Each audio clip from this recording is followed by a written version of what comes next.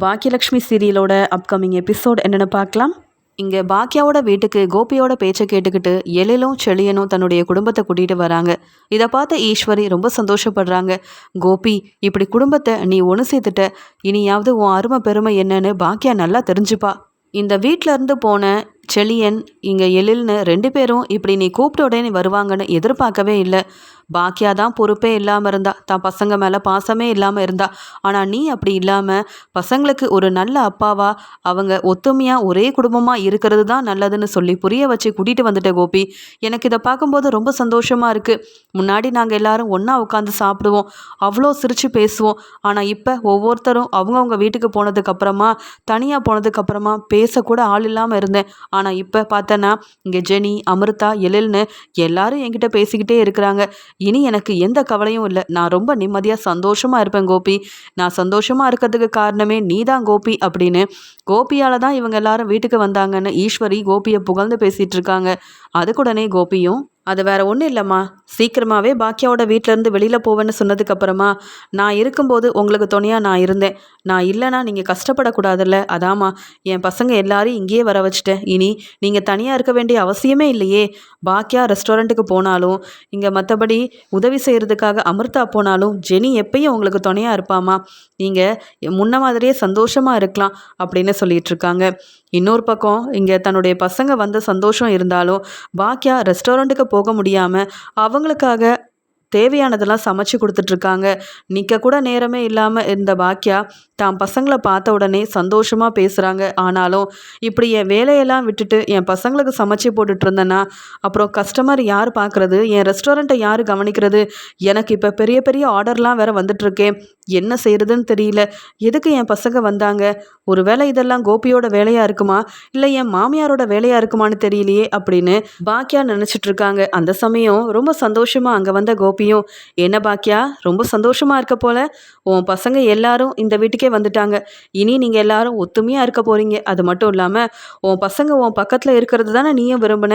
நீ கூப்பிட்டு எழில் செழியன் வரலன்னு ரொம்ப மனசு வேதனைப்பட்டல, இனி நீ அவங்க கூட சந்தோஷமாக இருக்கலாம் அப்படின்னு சொன்னதை கேட்டுட்டு இங்கே பாக்கியா சொல்கிறாங்க, யார் சொன்னது என் பசங்க என் கூட இருந்தால் தான் நான் சந்தோஷமாக இருப்பேன்னு? நான் சந்தோஷமாக இருக்கணும்னா தனியாக என் வேலையை பார்க்கணும். அதெல்லாம் செய்ய விடாமல் இப்படி எல்லாரையும் கூட்டிகிட்டு வந்து உட்கார வச்சுருக்கீங்க. இவங்களுக்கெல்லாம் யார் சமைச்சு கொடுக்கறது? இவங்களெல்லாம் யார் பார்த்துக்கிறது? அவங்களுக்குன்னு கல்யாணம் ஆயிடுச்சு, தனியாக போய் தான் குடும்பம்னு சந்தோஷமாக இருந்தாங்க. இப்போ அவங்க எல்லாரையும் இங்கே கூப்பிட்டு வந்துட்டீங்கல்ல, உங்கள் அம்மா சும்மாவாக இருப்பாங்க? பிரச்சனையை ஆரம்பிப்பாங்க. அதுக்கப்புறம் எந்த பிரச்சனையை சமாளிக்கிறதுன்னு நான் வீட்டில் ஒவ்வொன்றையும் பார்த்து பார்த்து சமாளிச்சுட்டு இருக்கணும். இதெல்லாம் எனக்கு தேவையா? எனக்கு நீங்கள் சந்தோஷத்தை கொண்டு வரலை, இப்படி எனக்கு நிம்மதியே இல்லாத ஒரு வாழ்க்கையை தேடி கொடுத்துருக்கீங்க. என் பசங்க வாழ்க்கையை பற்றி எனக்கு தெரியாதா? ஒரு அம்மாவாக இருந்து நான் பொறுப்பாகவும் அக்கறையாகவும் தான் இருக்கேன். நீங்கள் தான் என் பேச்சை கேட்காம என்கிட்ட சொல்லாமல் இவங்க எல்லாரும் இங்கே கூட்டிகிட்டு வந்துட்டீங்க கோபி. நீங்கள் செஞ்சது ரொம்ப பெரிய தப்பு அப்படின்னு சொல்கிறாங்க. ஆனால் கோபிக்கு ஒன்றுமே புரியாமல், என்ன சொல்கிற பாக்கியா, பசங்க வந்தால் எல்லாரும் சந்தோஷமாக தானே இருப்பாங்க. அங்கே பாரு, என் அம்மா கூட எவ்வளோ சிரித்து பேசிகிட்டு இருக்காங்கன்னு. இனி பிரச்சனை எதுவும் வராது பாக்கியா அப்படின்னு சொல்ல, பொறுமையாக இருந்து பாருங்க, வீட்டில் இன்னும் என்னென்ன நடக்க போகுதுன்னு. உங்கள் அம்மாவாலேயா பிரச்சனை வராது? சீக்கிரமாகவே இந்த வீட்டிலேருந்து நீங்கள் வெளியில் போகலன்னு வைங்களேன், அதுக்கப்புறம் நான் வேறு மாதிரி முடிவெடுக்க வேண்டியதாக போயிடும் கோபி அப்படின்னு சொல்ல, பாக்கியா என்ன சொல்கிறா, ஒன்றுமே புரியலையே அப்படின்ற மாதிரி நல்லதுன்னு நினச்சேன். ஆனால் பாக்கியாவுக்கு அது பிடிக்கல போல அப்படின்னு அமைதியாக இருக்காரு கோபி. இதை பார்த்துட்டு இருந்த செல்வி சொல்கிறாங்க, அக்கா நிறைய ஆர்டர் கொடுக்கறதுக்காக உன்னை தேடி பெரிய பெரிய ஆளுங்களாம் ரெஸ்டாரண்ட்டுக்கு வந்திருக்காங்கக்கா. இப்போ அந்த ஆர்டர் எடுத்து செய்ய போறியா, இல்லை வீட்டு வேலையை செஞ்சிட்ருக்க போறியாக்கா? உன் மாமியார் தேவையில்லாமல் கோபி சார்கிட்ட சொல்லி இப்படி எல்லாரையும் கூட்டிகிட்டு வந்துட்டாங்களே. நீ நிம்மதியாக உன் வீட்டில் இருக்கணும்னு நினச்சாலும் இவங்க 2 பேரும் விடமாட்டாங்க போலையேக்கா அப்படின்னு சொல்ல, ரெஸ்டாரண்ட்டுக்கு போகணும், ஆனால் என் பசங்களுக்கு தேவையானதெல்லாம் சமைச்சு கொடுத்துட்டு ரொம்ப நாள் கழிச்சும் என் பசங்க வீட்டுக்கு வந்திருக்காங்க, அவங்களையும் அப்படியே விட முடியாதுல்ல செல்வி, நான் பார்த்துக்கிறேன் அப்படின்னு சொல்லி ஹோட்டல் ரெஸ்டாரண்ட் வேலையை இங்கே ஃபோன்லேயே பேசிட்டு வீட்டு வேலையவும் ரொம்ப கஷ்டப்பட்டு பார்த்துட்ருக்காங்க பாக்கியா. ஜெனியை கூப்பிட்டு இங்கே ஈஸ்வரி பேசுகிறாங்க, ஏன் ஜெனி, குழந்த பிறந்தாச்சு, இன்னும் எதுக்கு உங்கள் அப்பா வீட்டிலேயே தங்கிட்டு இருந்த? இங்கே வந்தால் வீட்டு வேலை செய்யணும் அதுக்காகவா? இல்லை, என்னதான் இருந்தாலும் செழியன் மாமனார் வீட்டில் தங்குறதெல்லாம் சரிப்பட்டு வருமா? நீ தான் இங்கே செழியனோட வீட்டில் இருக்கணுமே தவிர்த்து செழியனை கூட்டிகிட்டு போய் உன் அப்பா வீட்டில் எத்தனை நாள் தங்க வைக்க முடியும்? இப்படி பொறுப்பே இல்லாமல் இருந்தால் எப்படி ஜெனி? உனக்குன்னு இப்போ 2 பசங்க வந்தாச்சு. இனி பாக்கியா வீட்டில் இருக்கிறது தான் உங்களுக்கு நல்லது தவிர்த்து இன்னும் உங்கள் அப்பா வீட்டில் இருந்தால் செழியனை யாராவது மதிப்பாங்களா? அது மட்டும் இல்லாமல் முன்னாடியே உனக்கும் செழியனுக்கும் எவ்வளவோ பிரச்சனை வந்திருக்கு. அது எல்லாத்தையும் பாக்கியா சமாளித்து உங்களை ஒன்று சேர்த்துருக்கானா? பாக்கியா தனியாக இருக்கிறத நீங்கள் நினச்சி கூட பார்க்க மாட்டிங்களா? பாக்கியாவோட நிலமை யாருக்கும் புரியாதா என்ன? பாக்கியா கஷ்டப்பட்டு ரெஸ்டாரண்ட்டில் வேலை செஞ்சிட்ருக்கா. பாக்கியாவோட பசங்க 2 பேரும் இங்கே பாக்கியாவை பார்க்க வரதும் இல்லை, கண்டுக்கிறதும் இல்லை. இப்படியே இருந்தால் எப்படி? அது மட்டும் இல்லாமல் செழியன் இந்த வீட்டோட மூத்த பையன். அப்போ ஜெனி, நீ பொறுப்பாக இருந்திருக்கணும். அங்கே போனோமா வந்தோமான்னு இருக்கணுமே தவிர்த்து உங்கள் அப்பா வீட்லேயே செழியனை தங்க வச்சிருக்கக்கூடாது. இப்போ வரைக்கும் உனக்கு வேலை செய்யவும் தெரியல. ஏன் ஜெனி இப்படியெல்லாம் செஞ்சிட்ருக்க? நான் கூப்பிட்டாதான் நீ இங்கே குடும்பமாக வருவீங்களா என்ன அப்படின்னு கேட்க ஜெனிக்கு ரொம்பவே கோவம் வருது. என்ன இந்த பாட்டி பாக்கியா ஆண்டி மேலே எங்களுக்கு பாசமும் அக்கறையும் இல்லாத மாதிரி பேசுகிறாங்க. இந்த வீட்டில் இருக்கும்போது என்னை கொஞ்சம் கூட பாட்டிக்கு பிடிக்காத மாதிரி நடந்துக்கிட்டாங்க. எப்போ பார்த்தாலும் பாக்கியா ஆண்டிக்கு பிரச்சனையே கொடுத்துட்டு இருந்தாங்க. ஆனால் இப்போ என்னவோ பாக்கியா ஆண்டி மேலே இவங்களுக்கு மட்டும்தான் அக்கறை இருக்க மாதிரி பேசுகிறாங்கன்னு ஜெனி கொஞ்சம் அமைதியாகவே இருக்காங்க. உடனே செழியனும், பாட்டி அதான் வந்துட்டோம்ல, இன்னும் எதுக்கு என் மாமனார் வீட்டை பற்றி பேசிகிட்டு இருக்கீங்க அப்படின்னு கேட்க, நீ என்னதான் ஜெனிக்கு சப்போர்ட் பண்ணாலும் இத்தனை நாள் உன் மாமனார் வீட்டில் தங்கியிருந்தது ரொம்ப பெரிய தப்பு. ஏற்கனவே உன் மாமனார் உன்னை வெளுத்து வாங்கியிருக்காரு, எவ்வளவோ அவமானப்படுத்தியிருக்காரு. இருந்தாலும் அது எல்லாத்தையும் மறந்துட்டு நீ ஜெனி கூட வாழ்ந்துட்டுருக்க. அப்படி இருக்கும்போது நீ அங்கே போய் இருந்தால் சரிப்பட்டு வருமா? அதெல்லாம் தப்பாகாதா? அப்போ உங்கள் அம்மாவை பற்றி நீ யோசிக்க மாட்டியான்னு கேட்குறாங்க செழியன் கிட்ட இங்கே ஈஸ்வரி. அதுக்கூடனே ஜெனியும், அதெல்லாம் முடிஞ்சு போனதாச்சே, இப்போ எதுக்கு அதை பற்றி யோசிக்கிறீங்க? என் அப்பாவுக்கு ரொம்ப முடியல. எங்கள் வீட்டில் நான் மட்டும்தானே இருந்தேன். அதனால தான் இங்கே செழியன் உதவி செய்ய வந்தார், பிஸ்னஸை பார்த்துக்க வந்தார். மறுபடியும் நாங்கள் தான் திரும்பி வந்துட்டோமே பாட்டி. ஏன் இப்படியெல்லாம் பேசுகிறீங்க? வீட்டு வேலையெல்லாம் கொஞ்சம் கொஞ்சமாக நான் கற்றுக்குறேன் பாட்டி, தப்பாக நினைக்காதீங்க பாட்டின்னு சொல்ல, நீ என்னைக்கு வீட்டு வேலையை கற்றுக்கிட்டு எங்களுக்கெல்லாம் சமைச்சு கொடுக்குறது? பாவம் பாக்கியா வீட்டு வேலையை பார்த்துக்கிட்டு ரெஸ்டாரண்ட்லேயும் போய் ஒவ்வொரு வேலையாக செஞ்சிட்ருக்கா. உங்கள் அத்தை மேலே உனக்கு பாசம் இருக்கிறது சரிதான், ஆனால் பாக்கியாவை கொஞ்சமாவது யோசிக்கணும்ல அப்படின்னு சொல்ல, இங்கே ஜெனிக்கு கோவம் வருது. உடனே அங்கேருந்து எந்திரிச்சு போயிடுறாங்க. இந்த ஜெனி பாக்கியா மேலே ரொம்ப பாசமாக இருக்கிற மாதிரி சப்போர்ட் பண்ணி பேசினாலும் கொஞ்சம் கூட பாக்கியா மேலே பொறுப்பே இல்லாமல் கொஞ்சம் கூட பக்கத்துல இருந்து வேலை செய்யவே மாட்டிக்கிறாளே, இவெல்லாம் என்ன மருமகளோ தெரியல அப்படின்னு சொல்கிறாங்க. அங்கே அமிர்தா பயந்துக்கிட்டே இருக்காங்க. பாட்டி ஏற்கனவே இந்த வீட்டில் இருக்கும்போது எப்போ பார்த்தாலும் என்கிட்ட என்னை பிரச்சனை செய்வாங்க, கூப்பிட்டு வச்சு திட்டுவாங்க, அவமானப்படுத்துவாங்க. இனி இங்கேயே வந்தா அவ்வளவுதான், என்னெல்லாம் நடக்க போதோ தெரியல அப்படின்னு இருக்காங்க. அமிர்தா கிட்ட சொல்கிறாங்க இங்கே ஈஸ்வரி. ஏன் அமிர்தா, நீ சந்தோஷமாக இருக்கிறியா? இல்லை எதுக்கு கேட்குறேன்னா, நீங்கள் 2வது குழந்தைய பற்றி யோசிச்சிங்களா? என்ன முடிவெடுத்திருக்கீங்கன்னு கேட்க, இல்லை பாட்டி இப்போ அதை பற்றி எதுவுமே யோசிக்கல. முதல்ல வீட்டுக்கு வரணும், இல்லைன்னா நாங்கள் புது வீட்டுக்கு போகணும்னு நினச்சோம். கோபி அங்கிள் சொல்ல போய் தான் நாங்களே இங்கே வந்தோன்னு சொல்ல, அப்போ கோபி வந்து கூப்பிடலைன்னா நீங்கள் மனசு மாதிரி பாக்கியாவுக்கு உதவி செய்யவோ இல்லை பாக்கியா தனியாக இருப்பாளே அப்படின்ற எண்ணத்தோடையோ வந்திருக்க மாட்டீங்க, அப்படி தானே? நீங்கள் உங்களை பற்றியும் யோசிக்க மாட்டேங்கிறீங்க, மற்றவங்கள பற்றியும் யோசிக்க மாட்டேங்கிறீங்க. ஆமாம், நான் சொன்னதெல்லாம் ஞாபகம் இருக்குல்ல? இப்போ இங்கே எழில் கை நிறைய சம்பாதிக்கிறான். அப்போ சீக்கிரமாகவே உங்களுக்குன்னு 2வது குழந்தைய பெற்றுக்க வேண்டியதானே? அப்போ தானே நீங்கள் நிம்மதியாக இருக்க முடியும். ஏன் நிலா மட்டும் போதும் நினைக்கிறியா? என்னதான் இருந்தாலும் நிலா உன்னோட பொண்ணு. இங்கே எழிலுக்குன்னு ஒரு குழந்தை வேண்டாமா அப்படின்னு கேட்க கண்கலங்கி அமிர்தா அழ ஆரம்பிக்கிறாங்க. இதை பார்த்த உடனே கோபியும், அம்மா என்னம்மா இன்னைக்கு தான் வீட்டுக்கு வந்திருக்காங்க, அதுக்குள்ளே கேள்வி கேட்குறீங்க, இப்படியெல்லாம் பேசுகிறீங்க? இதுக்காகவாம்மா வர சொன்னீங்க பசங்களை? அவங்க பாட்டுக்கு நிம்மதியாக இருந்தாங்க. அம்மா உங்கள் பேச்சை கேட்டு தானம்மா 2 பேரையும் வீட்டுக்கு வர வச்சேன். நீங்கள் இப்படியெல்லாம் பேசுகிறத பார்த்தா ஒரு பக்கம் ஜெனி கோவப்படுறா, இன்னொரு பக்கம் இங்கே அமிர்தா அழ ஆரம்பிச்சிட்டா. வேண்டாமா, அமைதியாக இருங்கம்மா அப்படின்னு சொல்லும்போதே கோபியை பார்த்து பாக்கியா முறைக்கிறாங்க. இதான் உங்கள் அம்மாவோட குணம். இதெல்லாம் தெரிஞ்சுக்காம உங்கள் அம்மா பேச்சை கேட்டுக்கிட்டு என் பசங்களை இங்கே வர சொன்னீங்கல்ல, பாருங்க நம்ம 2 மருமகளையும் உங்கள் அம்மா கேள்வி கேட்டு அவமானப்படுத்துகிறாங்க, அழ வைக்கிறாங்க. இதெல்லாம் தேவையா கோபி? இதெல்லாம் நடக்கக்கூடாது. என் பசங்களும் என்னுடைய மருமகளும் சந்தோஷமாக இருக்கணுன்றதுக்காக தான் அவங்க தனியாக இருக்கட்டும்னு நினச்சேன். ஆனால் மறுபடியும் உங்கள் அம்மா சொன்னாங்கன்னு அவங்களெல்லாம் இங்கே வர வச்சிங்க. இப்போ பாருங்கள், அமிர்தா பதில் பேச முடியாமல் இருக்கா. என்ன செய்யணும்னு இங்கே எழிலுக்கும் அமிர்தாக்கும் தெரியாதா? எப்போ அவங்களுக்கு குழந்தை பெற்றுக்கணும்னு ஆசைப்படுறாங்களோ அவங்களே ஒரு முடிவெடுப்பாங்க. அவங்க வாழ்க்கையில் தலையிட உங்கள் அம்மாவுக்கு முதல்ல என்ன உரிமை இருக்குது? இதெல்லாம் தெரிஞ்சுக்காம நீங்கள் தப்புக்கு மேலே தப்பு செய்கிறீங்க கோபி. நீங்களே இந்த வீட்டில் இருக்கக்கூடாதுன்னு நான் சொல்லிட்டு இருக்கேன். இதுக்கிடையில் எனக்கு பிரச்சனை செய்யவும் என்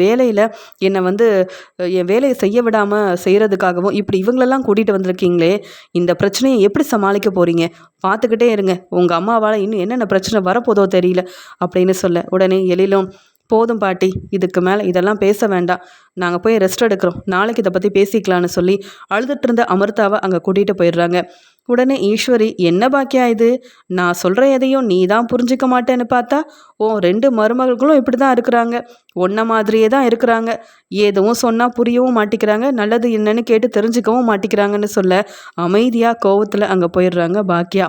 இங்கே இனியா சொல்கிறாங்க, பாட்டி அண்ணனுங்க அண்ணின்னு எல்லாருமே வந்தது சந்தோஷமாக இருக்குது, ஆனாலும் நீங்கள் பேசுகிறதெல்லாம் சரியில்லை, அவங்க வாழ்க்கையை அவங்க சந்தோஷமாக வாழட்டுமே, நீங்கள் கேள்வி கேட்குறேன்னு சொல்லி ஏன் பாட்டி எல்லாத்தையும் மனசு வேதனைப்படுத்துகிறீங்க, அழ வைக்கிறீங்க, அண்ணிங்க 2 பேரும் ரொம்ப நல்லவங்க பாட்டி, அம்மா மேலே அவ்வளோ பாசம் வச்சுருக்காங்க, நீங்கள் கூப்பிட்ட உடனே அண்ணனுங்க 2 பேரும் வந்தாங்கல்ல, அப்போ நீங்கள் அண்ணிங்க கிட்ட இப்படிலாம் பேசியிருக்க கூடாதுல்ல பாட்டி அப்படின்னு இனியா ரொம்ப பொறுமையாக ஈஸ்வரி கிட்ட சொல்ல, அதுக்குடனே ஈஸ்வரியும் என்ன இனியா வர வர பாக்கியாவுக்கு சப்போர்ட் பண்ண ஆரம்பிச்சிட்ட, முதல்லலாம் உன் அப்பாவை பற்றியும் என் மேலேயும் நீ அவ்வளோ பொறுப்பாக பாசமாக இருந்த, நான் சொல்கிறது எல்லாமே உனக்கு இப்போ புரியாது இனியா, உனக்குன்னு கல்யாணம் ஆகும்ல அப்போ தான் புரியும்.